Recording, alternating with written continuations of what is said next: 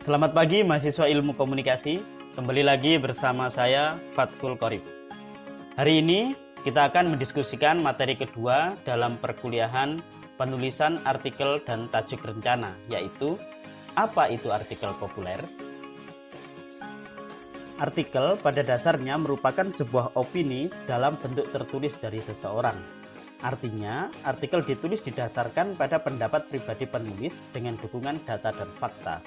Data ini akan diolah oleh penulis agar logis, argumentatif, dan dapat dipertanggungjawabkan.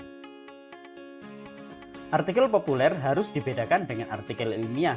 Kalau artikel ilmiah, penulisnya biasanya seorang akademisi.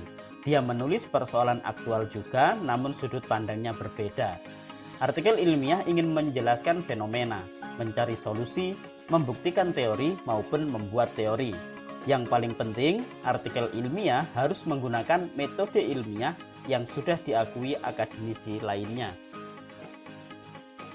Nah, kalau artikel populer lebih banyak menulis tentang fakta yang terjadi di dunia saat ini, terutama jika artikel itu ditujukan kepada media. Maka, tulisannya harus memuat kejadian yang aktual saat ini. Cara penulisannya pun bebas, asalkan mudah dipahami. Dengan demikian, sebenarnya siapapun bisa menjadi penulis artikel yang baik. Di media massa, banyak sekali mahasiswa yang juga mengirimkan artikelnya lalu diterbitkan. Keuntungan menulis di media bermacam-macam. Pertama, kamu puas dengan karyamu karena diapresiasi. Yang kedua, kepercayaan diri dapat meningkat karena tidak semua orang dapat menulis, apalagi tulisannya dimuat di media massa. Dan yang ketiga, kamu bisa dapat nama baik, terkenal, hingga uang tunai dari media massa tersebut. Yang perlu diingat, penyebutan artikel ini bisa bermacam-macam. Ada yang mengatakan artikel, opini, esai, ataupun gagasan, tergantung dari nama rubriknya. Untuk belajar menulis artikel ini, silahkan teman-teman bisa cari di Google dengan kata kunci opini Jawa Pos, opini Kompas, atau opini Tempo, opini Republika, dan lain sebagainya. Nah, sekarang kita akan mendiskusikan terkait beberapa karakteristik dari artikel populer. Yang pertama, judul dalam artikel populer harus informatif. Artinya, pembuatan judul artikel populer tidak boleh rumit sebagaimana judul artikel ilmiah. Bayangkan jika judul artikel di koran seperti ini. Pola hubungan komunikasi interpersonal antara orang tua dan anak terhadap motivasi belajar.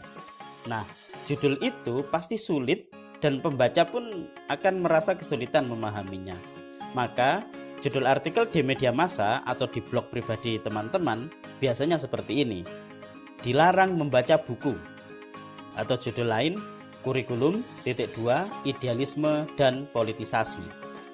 Atau judul yang ketiga terkait dengan vaksin corona misalnya, judulnya adalah antisipasi vaksin COVID-19. Nah, judul-judul tersebut mudah sekali ditangkap oleh pembaca dan dengan cepat menimbulkan keinginan orang lain untuk membaca.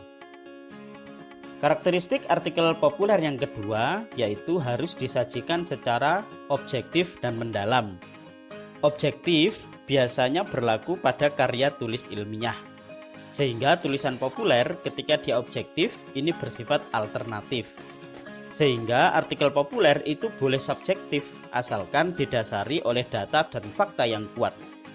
Artikel yang menarik biasanya malah mengandung subjektivitisme yang tinggi, tetapi diulas mendalam, argumentatif, dan tetap logis. Karakteristik yang ketiga, bahasa yang digunakan dalam artikel populer harus populer.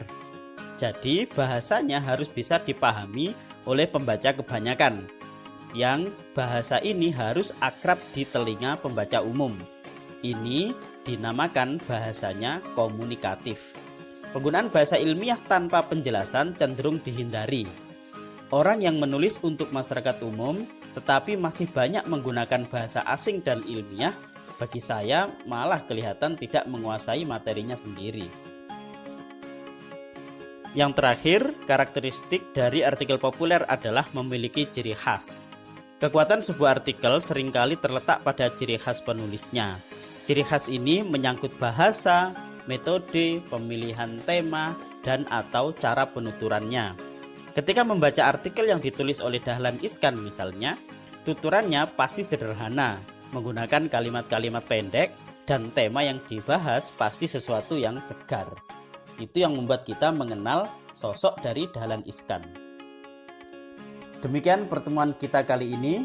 Pesan saya kepada teman-teman adalah untuk menjadi seorang penulis artikel yang baik, kita tentu saja harus banyak membaca artikel orang lain, sehingga kita dapat memahami struktur kepenulisan, tata bahasa, hingga memaknai setiap peristiwa di sekitar kita agar bisa menjadi tulisan yang menarik.